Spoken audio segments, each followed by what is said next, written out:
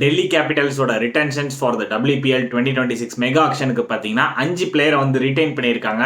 அதில் 4 பிளேயருக்கு பார்த்தீங்கன்னா சேம் ப்ரைஸில் வந்து ரீடைன் பண்ணியிருக்காங்க.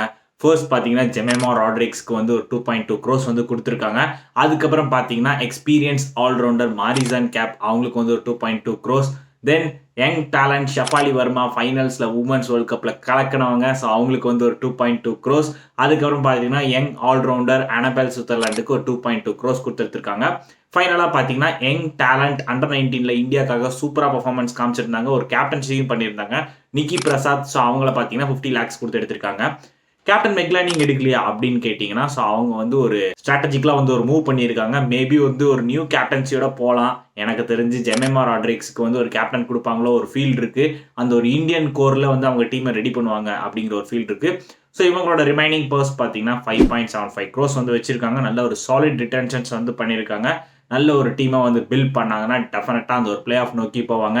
லாஸ்ட் 3 times பார்த்தீங்கன்னா ரன்னர் அப்போ வேற வந்திருக்காங்க. ஸோ நல்ல ஒரு சாலிட் டீமாக இது வரைக்கும் பெர்ஃபார்ம் பண்ணியிருக்காங்க. ஸோ இந்த ஒரு ஆப்ஷனில் எப்படி பண்ணுறாங்கன்னு நம்ம வெயிட் பண்ணி பார்க்கலாம்.